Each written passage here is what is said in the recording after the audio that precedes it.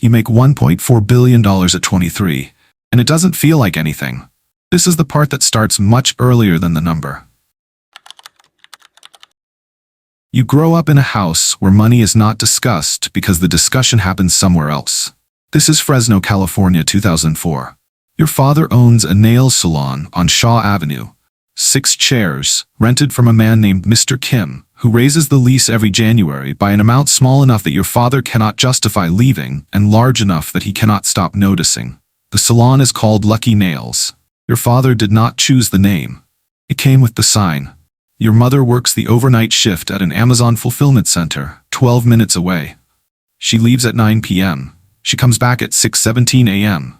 You know the exact time because you are always awake when she checks on you, and she always thinks you are sleeping, and you have never told her otherwise. That 4-minute window, her in the doorway, you pretending, is the closest thing your family has to a daily ritual. You are not poor enough for anyone to notice. That is the specific cruelty of your kind of broke. Not hungry, not visibly behind. The kid whose shoes are close enough, who learned to redirect questions about the weekend before anyone asks what you actually did. What you actually did was work the front desk on Saturdays.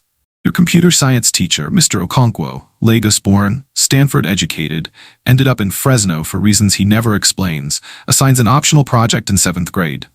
Build anything. You build a tool that flags fake reviews by cross-referencing account age against posting frequency. You are 12. Mr. Okonkwo looks at it for a long time. Then he sends you 3 books about how systems actually work, where value lives. Why does the same function cost 10 times as much depending on who controls the interface?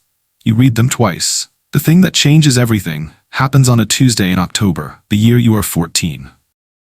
A booking app, venture-backed, bus stop ads, the kind that calls itself a partnership, offers your father free listing and more visibility. He signs up. For 4 months, it works. Then the fee restructures. 30% of every booking through the platform. By month 4, that means most of his regulars, because the app has trained them to book through the app. Your father understands that his margins have changed. He cannot point to the moment it happened. You can. Lynn has worked for your father for 9 years, fastest hands in the salon, wastes nothing. One Thursday she leaves for the app's new contractor program. Higher rate, flexible hours, freedom. 3 months later, she is back. The app changed its terms. The rate dropped. The freedom was a trial period. Your father gives her back her chair without discussion. You are at the front desk, filing client cards, saying nothing. You don't think about it at the time. Not really. It's just a Tuesday, and you have homework, and the salon smells like it always smells. But something is being written in the part of your mind where decisions form before you know you've made them. Not, I will escape this. Not, I will get rich. Something colder. Nobody will ever own the space between the people I'm building for. You go back inside, you still have homework, you finish it, nothing about the evening feels important. You are 15 when you build your first real product. A booking system for Lucky Nails, 4 months, runs on an old tablet mounted to the front desk with industrial Velcro. No monthly fee, no platform cut, no terms that change in January. Your father uses it every day for the next 4 years. He never compliments it directly. But one evening, you hear him explain it to a customer, and he speaks about it with the specific pride of someone describing something they don't fully understand but fully trust. That is the first product you ship. It is also the best review you will ever receive. You do not get a mentor. This is the part nobody puts in the speech because it doesn't make a good story. There is no Calvin Marsh waiting in a parking lot. No Dropbox folder. No test. No phone call 11 minutes later. There is just you, at the desk your father built. At 1 a.m., reading documentation nobody assigned. You teach yourself to code the way you taught yourself to read the salon. By watching what the system does when you push it.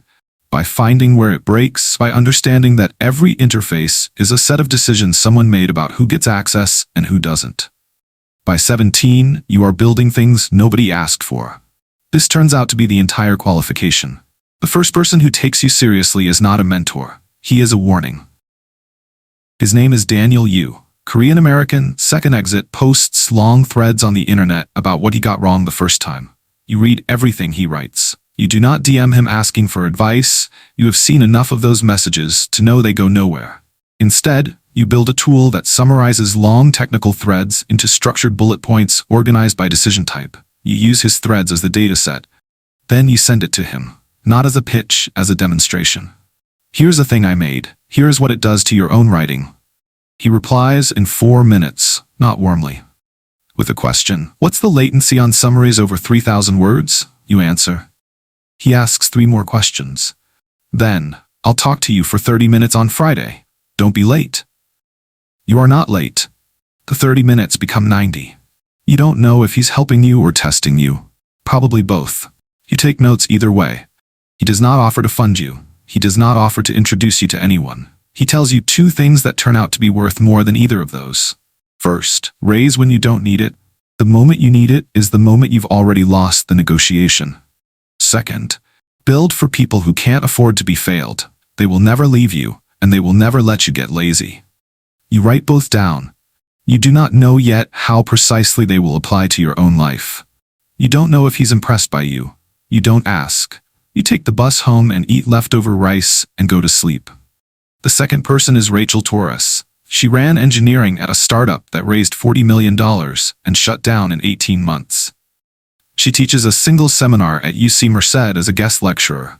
One session, unpaid, she does it because someone asked and she felt she owed the ecosystem something. You stay after. You ask her what actually failed. She doesn't say the product. She doesn't say the market. She says we didn't know which parts of the system were load-bearing until we removed them. You write it down. You're not entirely sure why it lands so hard. You just know it does. You spend the next 3 months learning to see every system that way. Not features, dependencies, which parts look stable but aren't. Where the real leverage lives versus where people assume it does. You are at UC Merced because you could not afford UC Berkeley after your father's car accident. 6 weeks the salon was closed. 6 weeks, the math on your financial age shifted in a direction that didn't recover. When investors ask why Merced, you say, it made sense for what I was building. This is true. The chip on your shoulder about the name becomes a kind of fuel you will spend years figuring out whether you want to keep or put down. You haven't figured it out yet. The idea is not glamorous. That is the first sign it is real. Mid-size companies are buying AI tools they cannot deploy. Not because the tools don't work, because they don't have the infrastructure to run them. No ML engineers, no internal tooling, no bridge between the model and the business process it's supposed to improve. They are buying engines and discovering they have no road. You are going to build the road, not the AI. The plumbing. The layer that sits between the model and the company handles the deployment, automates the integration, and makes the whole thing work for a team of 5, the same way it works for a team of 500. Unglamorous, invisible, load-bearing. You know it's the right idea because when you describe it to people, they don't get excited.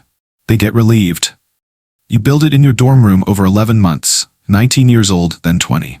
UC Merced, which means no recruiting pipeline, no startup network, no alumni who take your calls because they remember sitting in the same lecture hall. What you have is James Okafor. James is your roommate, PhD candidate in statistics, quietly one of the sharpest people you have ever been in a room with. Unhurried, in a way that used to frustrate you until you realized it wasn't laziness, it was precision. He doesn't move until he knows where he's going. You give him 18% to stay. He had an offer from a bank in Lagos. The offer was real. The salary was real.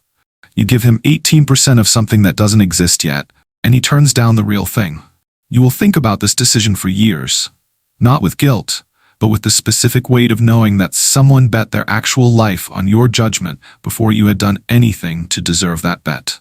You do not take this lightly. You build like you don't. There are weeks when you're not sure the thing you're building is the right thing. You don't examine this too closely. You just keep building. 8 months in, the product works. You know it works the way you know a chair will hold weight. Not because someone told you, but because you tested it until you stopped worrying. You raise $800,000 from 2 angels. No brand names, no Sandhill Road. One of them found you through a forum post you wrote at 2 a.m. about deployment failure patterns in mid-market AI adoption. The post was not a pitch. It was just the most precise thing you could say about a problem you understood better than anyone you had met. The other angel is a woman named Carol Adesanya. She asks you 3 questions in the first meeting. The third one is, what happens to your customers if you fail? You answer without hesitating. She wires the money the following Tuesday. A VC from Sand Hill Road agrees to a meeting 6 months later. He looks at your deck, he looks at your numbers, then he looks at your CV and says with a voice that is carefully neutral, "You see Merced." Not a question, a recalibration. You do not explain yourself. You open your laptop and show him the retention numbers. Month 6 retention, mid-market segment, 94%. He passes anyway. His loss, you tell yourself in the elevator. 3 months later, he emails asking to revisit. You are in the middle of closing your Series A. You reply, "We're not taking new conversations right now." This is true. It is also the best thing you have ever sent. The acquisition offer arrives on a Monday. $1.4 billion. The company is 19 months old. You are 23 years old, and James is in the room when the number lands, and he looks at you and says nothing, and you look back at him and say nothing, and that silence is the most complete conversation you have ever had. You take it. The wire clears on a Wednesday at 2:47 p.m. The wire clears at 2:47 p.m. and you are sitting in a Panera Bread. Not because it means anything, because the Wi-Fi is better than the office, and you had a call at 1 p.m. and you never left. You are eating a soup and sandwich combo, $11.49. The same thing you always order because you stopped reading menus at some point and never started again. The notification comes through your banking app. Not a call, not a ceremony, a push notification. The same format as every other push notification, with a number that does not look like it belongs in a push notification. You read it twice, you eat the rest of the soup.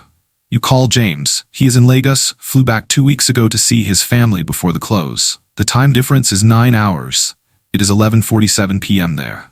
He picks up on the second ring, which means he was not sleeping, which means he was also waiting. You say, "It cleared." He says, okay. Then neither of you says anything for a moment that is longer than it should be and shorter than it feels. "Go sleep," you tell him. "Yeah," he says. He doesn't hang up immediately. You don't either. Then the call ends and you're back in the Panera Bread with the empty soup bowl and the number still on your phone. You call your father 40 minutes later. He is with a customer. He asks if he can call you back. You say yes, and he hangs up. He calls back 47 minutes later, between clients. You can hear the salon in the background, the faint sound of the exhaust fan.